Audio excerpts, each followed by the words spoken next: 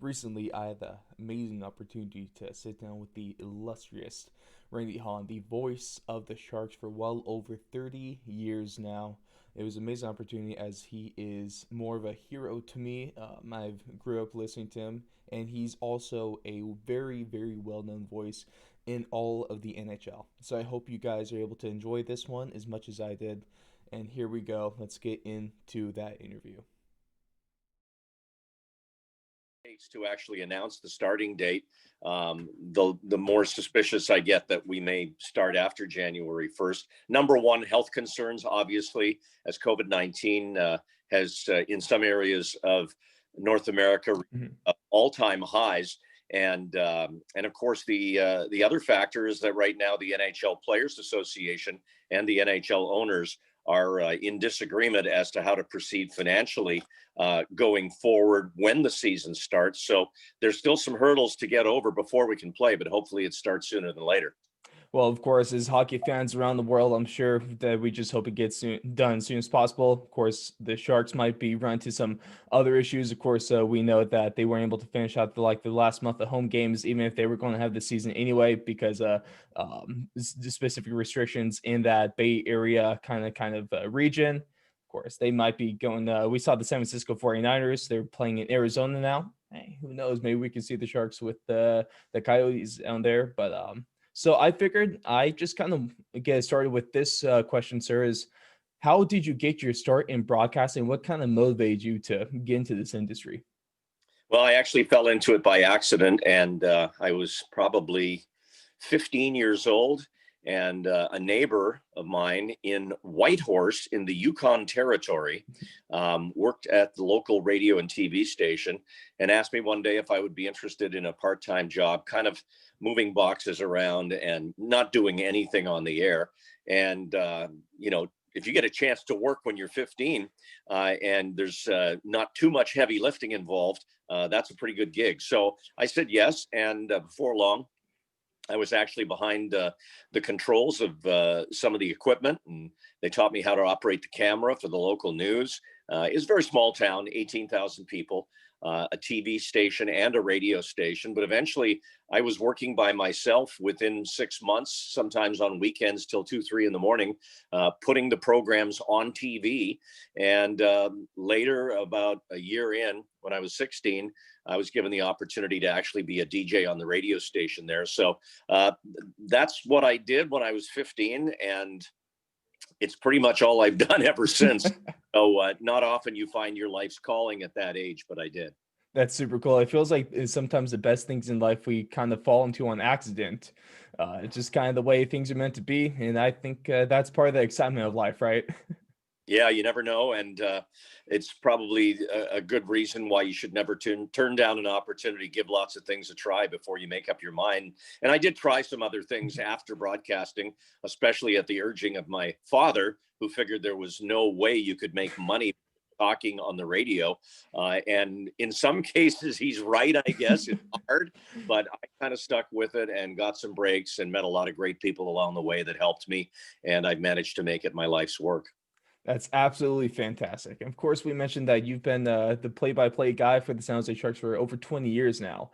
So, Uh, as the Shark, So just sorry, to keep you historically correct, you must be reading an old biography. So we'll have to get the Sharp Media Relations people on that to update you, Ross. okay, sorry back there. Excuse me. No Let me problem. let me let me give you Me way older. more respect that you do.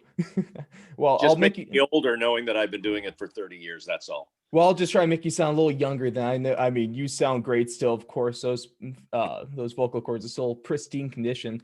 And then, kind of speaking with that, though, I'm a Sharks fan. I have no problem with hiding a bias or any sort of thing on my show here, but uh, I have to ask you because you've had so many fantastic calls over the years, especially in recent memory too. So, what has been your favorite game to call with the Sharks, and do you have like a favorite moment or play that you always kind of think back to? Well, I think my favorite moment was early in the Sharks, the third year in the history of the franchise, Mhm. and the expansion team Sharks weren't very good because in those days the expansion rules were much different. Yeah. In year two, the Sharks were even worse. They went 11-71-2. And in those days, we didn't have overtime in the regular season. So they had 2 ties along with their 11 wins, but those were really good ties. And so they were bad, really bad. And then in year three, 93-94, they executed what turned out to be the biggest turnaround in NHL history. They gained 56 more points than the year before. They snuck into the playoffs as the 8th seed in the West. And in round one, back in those days, Detroit used to be in the Western Conference. They matched up against the Red Wings. And Detroit was not only a favorite to win that series, they were a favorite to win the Stanley Cup that year. And as Sharks fans know, the Sharks forced Game 7 in Detroit, and they won it on a goal by Jamie Baker, who then became my broadcast partner many years later. And for me, that was the culmination of a lot of things. About 4 years prior to that, or 5, I had, with a group of people, formed an organization in San Jose called NHL Hockey San Jose, which we later had to change to Pro Hockey San Jose. And our effort was to try and get a franchise for the new San Jose arena. And we didn't have the money to do it, but our goal was to attract people who did. And we were able to do that. And then I was able to, get a job as one of the broadcasters and to reflect back on what we went through just to try and drum up support for hockey in the Bay Area back in the late 80s and early 90s. And then to have it climax in a victory like that, that was a very special moment, as you can imagine. It was a very personal moment as well. So that's my favorite moment. And then there's been many, many more over the years, but the greatest game that I've ever called, and I would say without doubt, the greatest sporting event I've ever been to, seen, or called. And I've called World Cup playoff games that Diego Maradona played in Italy. I've been to a perfect game in baseball, but nothing can touch Game 7 2 playoff years ago between the Sharks and the Vegas Golden Knights. I knew you were going to say that. For me, it's still going to be the greatest sporting event I was ever at because of the shocking nature of it. And it'll have to be something really remarkable to top it. Hopefully that'll be the Sharks winning a Stanley Cup someday. Hopefully it's sooner rather than later. I've been waiting for a little bit now, but I just knew that you were going to say that specific playoff game because I remember that night I woke up my entire college dorm because I was yelling so damn loud and I just did not know what to do. Of course, Kevin LeBanc with a nice pass from Eric Carlson. He got it across the dish, just beat Fleury to the pipe, excuse me. And that series was just absolutely amazing. I mean, they win the first game, lose the next 3, then they win at home. You get Tomas Hertl promising that they'll be back in Game 7. You get him getting the game winner in double overtime in Game 6 on the road. Short, yes, exactly, shorthanded. And honestly, when he took that shot, I was not expecting it to go in. It just looked lackadaisical, but hey, just put on net, right? And then that Game 7 was just a masterpiece. And so that was, personally, if you can't tell, that's my favorite moment too as well. And especially your call on that was absolutely remarkable. I had no idea how you're able to talk louder than the fans were in that arena. It was a very special night, and downtown San Jose, as fans spilled out of the arena that night, was a pretty fun place to be. Everybody was in a great mood. Exactly. And then going off of that, we're talking some playoffs then. So let's take a little rewind a little bit, going back to this summer. And what did you think about the NHL playoff bubble, and why do you think that it was so successful? Well, I thought that it was executed brilliantly. Number one, by the NHL in the way they organized it, and then by the players themselves in the kind of hockey they played within it. It was very tough. If you listen to any interviews, especially with John Cooper, the head coach of the Tampa Bay Lightning, who won the Stanley Cup, they were in that bubble for about 100 days between the first parts in Toronto and then transitioning to Edmonton and eventually winning the Cup. And then when they finally got home, it was well over 100 days had passed. And that's a third of the year. That's that's a long time to be secluded, to be in an artificial environment, and not to be near your normal creature comforts, let alone your family, and to be able to have the mental toughness to deal with that and then play at such a high level was absolutely remarkable. I think that it helped that the two bubble cities were two North American cities that at that time had a pretty good handle on the COVID-19 situation, Toronto and Edmonton. That has since changed. Edmonton and the province of Alberta are going through a terrible time right now, like many places are. But at least for that period of time and the way it was set up, it was very, very well done. I think it's a one-off, though. I don't think you can recreate that now. You can't play a season that way. I don't even know if you can play a whole playoff again that way. But they sure did a good job finishing last season. Of course. And then first off, the way they handled the lack of people in the arena by tarping off, then adding all those kind of screens and extras inside the arena to make the actual look on TV feel close to normal as possible. I thought that they did a phenomenal job with that. Yeah, I thought, just personal taste, I thought the worst look was Major League Baseball. It just didn't work for me without anybody, especially in the outfield and behind home plate. And it just lacked any atmosphere. Yeah. But to be honest with you, watching the NHL playoff games in round one, in the play-in round, after about 10 minutes, I forgot there were no fans there. They did a great job it, and that's credit to the TV production people and the broadcasters, some of whom had to call the games and they weren't even in the arena. I feel like you might be able to speak on this. I feel like calling a game when you're just watching it on TV and not actually in the location, I feel like that brings a whole new challenge to your job. Totally. And the biggest challenge is you can't see line changes. You can't see when they're coming. Our sport is unique as opposed to football, baseball, basketball, soccer. Those all require a stoppage in play for substitutions to occur. And of course, ours doesn't. So you constantly have an eye on the benches and you're constantly watching those line changes so you can pick up who's coming on and off the ice and identify matchups and things like that. And that all goes out the window when you're just fixed on watching one screen. And I truly feel like out of any commentator for any sport, it's hockey that is really the pinnacle of it, just because of how quick everything is moving, all the different moving pieces, and that you're talking about line changes. You always got to be watching for that. And that game moves just at 100 miles an hour constantly, especially if you're trying to call a guy like Connor McDavid, who's just faster than I thought was possible. So it really is great to you guys. And I have no idea how you're able to speak as quick as you do sometimes. Yeah, neither do we. And when we can't out, we just make it up. Is that a trade secret? Is you just releasing stuff now?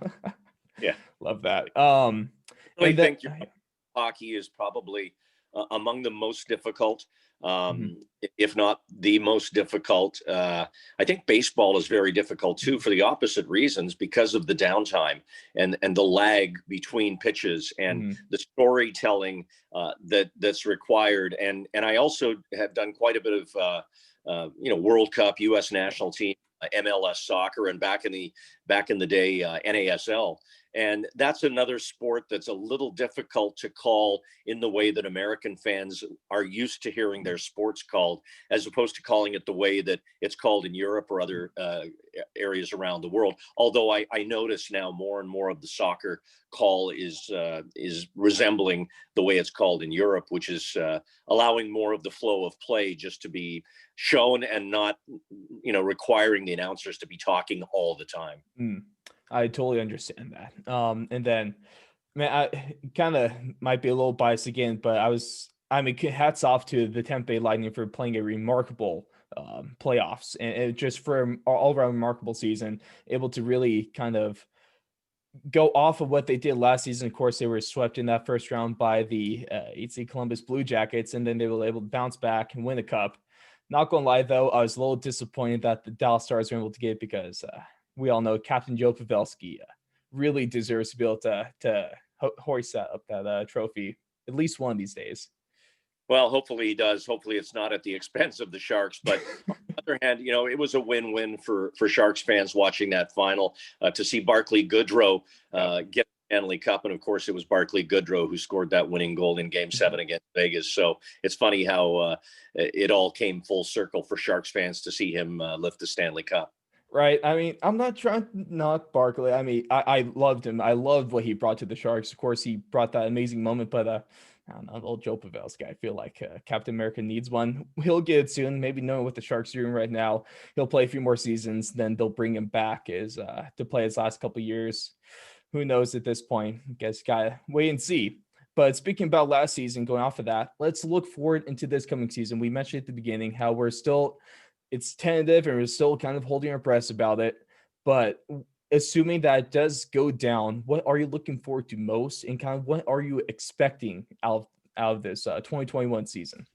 Well, I'm expecting the Sharks to be a lot better. They had a horrible year, and they also ended up being pretty badly banged up by the end of the year.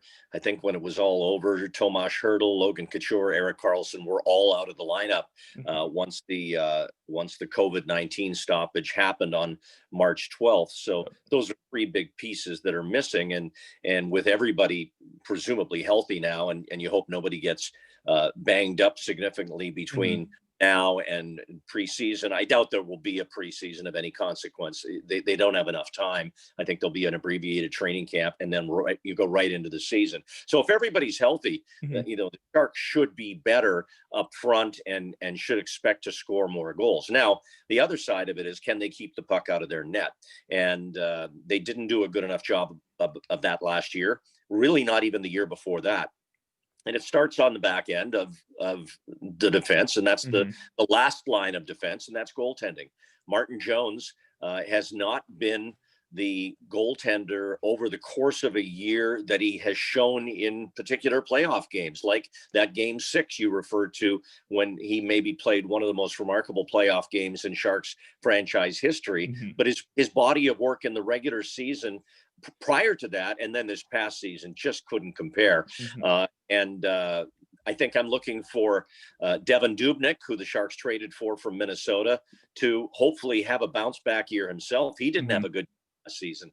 And if that can be corrected, and then the defensive play in front of the goaltenders, which was not up to par at all last year, the Sharks certainly got away from the defensive structure that they had going back to when they went to the Stanley Cup in 2016.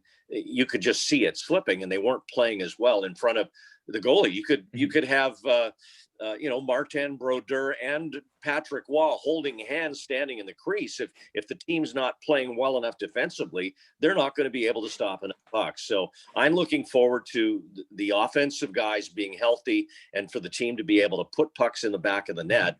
And I'm looking for the defensive structure to be better in front of what hopefully will be better goaltending. I say all that with fingers crossed, because I know some skeptics are saying you're hoping for an awful lot, but I've seen a lot of these players. I've been watching them for years, and we have a strong core here led by Logan Couture and Tomas Hertl and Timo Meier and LeBanc and Evander Kane, and then you have some add-ons like Ryan Donato comes over in a trade from Minnesota. And then on the back end, you have Brent Burns, Marc-Edouard Vlasic, and Erik Karlsson, and Mario Ferraro, who had a really nice rookie year. So you have the bones of a really good team, but they have to play like a team. And I think too many times last year, for whatever reason, and injury did factor into that, but it does for all teams, they didn't play well enough as a team. 100% with that. I feel like with those names on your list, I mean, Marc-Edouard Vlasic, he's probably one of the most overlooked defenders in the league. If we're talking about actual skill level and production that he consistently puts onto the ice, he should be a all-star a little more often in my opinion, at least. Brent Burns and Erik Karlsson, two of the top offensive defenders, and they're still amazing defensemen too. They were just kind of lacking last year, and like you were saying, a goalie you got the best goalie in the world, but unless you're actually able to play a little defense in front of them, you're just kind of leaving them out to dry. And it's injuries. I mean, injuries suck. You got to play through it, but the Sharks definitely caught the short end of the stick last year. I think we can all agree on that. And then kind of moving to what we like to do with all of our interviews, Mr. Hahn, we like to do a little favorites. So we just kind of speed through 5 categories and get your favorites on these. Sound good to Okay, you? sounds good. All right. First off, favorite food? German. German. Anything specific? My mother makes a German dish. It's called Rouladen. It's thin beef rolled up in it. My mother and father were both born in Germany, so I had a lot of German food growing up, and I miss it now because she's 93 and doesn't cook anymore. But Rouladen, try them. 100% will. Favorite music? Oh, so many. I don't have a favorite genre. I listen to everything from top 40 country to hip hop, R&B, and I also enjoy classical music, Pavarotti. So I don't have a favorite genre, but lately I've been listening to a lot of classic country from the 70s. Johnny Cash, I'm stuck in Folsom Prison. I love that. I'm surprised you weren't going to say "Get Ready for This" or some of the Sharks goal songs that they got going on.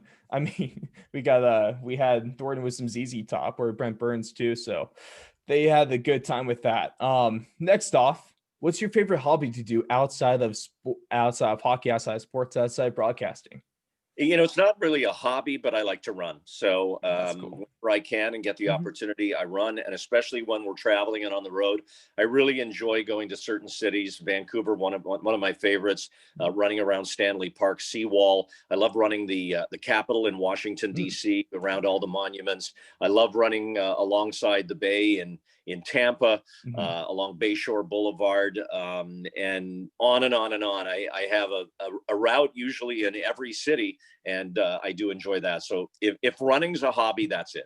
I'll count that. I'm sure you've had plenty of time to get a certain route done in each location. And I have to ask, you've had plenty of games with traveling to the Flyers. Have you done the Rocky Run? Absolutely, right up to the had my picture taken by tourists. There's actually people who stand outside right next to the statue, and they will take your picture, but for money. Of course. Hey, that's pretty smart side hustle. I kind of respect that. Exactly. Next off, favorite TV show or movie? Shawshank Redemption would be a favorite movie of all time. I whenever it comes on, I can't resist. I have to watch it. Favorite TV show? I don't know that I have one specifically, but right now, and I initially was forced into it by my girlfriend, but I am it's The Bachelorette. But I actually, because The Bachelorette's on right now, I actually prefer to watch The Bachelor, and you can probably figure out why. Yeah, I was not expecting that answer from you, but great. Let's focus on the movie. Fantastic movie. Andy Dufresne is always going on. A movie with Morgan Freeman, always going to be a solid one. And then since we're at that time of the year, I have to ask a question. Is Die Hard a Christmas movie? No, it absolutely isn't. Yeah, it has sort of a happy ending, but too many people die. That's fair. And then in that same sense, is Home Alone a Christmas or an action movie? No, it's a holiday movie for sure. So I'm going to go Home Alone, holiday, and pretty much all the Bruce Willis series of Die Hards would be in the action / violent category. Now, would you be kind of surprised if I told you that the UFC guys we've had on disagree and call it Christmas movies and action movies? No, but they've been beat around the head a lot more than I have. Oh, that's fantastic. And then to end this off, favorite hockey player or broadcaster? Favorite hockey player, without doubt, Wayne Gretzky. I had the opportunity to work with him in Edmonton when he first came to the Oilers, when I was on their broadcast team. Then I had an opportunity again when he was traded to Los Angeles to work on their broadcast when Wayne was with us. And it was literally like traveling with the Rolling Stones. He was such a superstar and an iconic figure, but he always backed it up with incredible play. And some of my favorite non-Sharks hockey moments have been covering Wayne Gretzky. My favorite probably two were, and I was in the arena both nights, when he scored 5 goals on the night that he scored his 50th goal in his 39th game, and he scored 5 goals the night to get to 50. And then the other one was the game in Edmonton where he passed Gordie Howe for the all-time points record. I was working on the Kings broadcast then. So Wayne would be my favorite hockey player. And what was the other question? Your favorite broadcaster. Favorite broadcaster would be in hockey as well. And that's one of my mentors, a very dear friend of mine, very kind to me. And I got the opportunity to work with him. And that would be Bob Miller, the now retired Hall of Fame voice of the Los Angeles Kings. Of course, those are two pretty spot on picks. I mean, you can't go wrong with it. We all know Wayne Gretzky, the greatest hockey player of all time. I mean, how can you not be when your nickname is literally the Great One? There you go. And then a little last thing, Randy. So I asked this to all of our athletes and all of our sports guys that come on, and you've left a long-lasting kind of impact on the sport of hockey and on the broadcasting over your decades of time put into this amazing sport. And so I want to ask you is, what do you want your lasting legacy to be once your career is all said and done? Well, I think that in a place like the Bay Area, where hockey is not a tradition as it is in some other cities in the US and all of Canada, I think that the way you broadcast hockey has to be different because you have to educate along the way, but you also have to ride that fine line that while you're educating new fans about the sport, you're also not insulting the ones that already know it. And then mixed into that has to be some humor. And so I hope when I'm finished doing this, which hopefully isn't imminent unless you know anything different, people will remember me as somebody who educated, was respectful to the history of the game and to the people that already knew the game, and someone who made them laugh and entertained them. Because after all, what we do, what you're doing right now, what the two of us are doing on this call is entertaining people. They're giving up their time. They want to be entertained. They don't want to be bored. And you have to be entertaining because every game isn't going to be a masterpiece. All the games aren't going to be great. Sometimes it's a 2-1 final and both the goals before overtime came in the third period, so you've got to entertain for 2 whole periods. So you have to find a way to keep people tuned in, having fun, because they're giving up their valuable time to spend it with you. I love that answer. I mean, going off of that, you're talking how we're entertainers, and I just gotta say we're reaching some milestones real quick with this show, and I really do appreciate everyone that's tuned in. It's been a blast, and Mr. Hahn, I really do appreciate you taking time every day to sit down and talk with us and be able to speak to the people about this.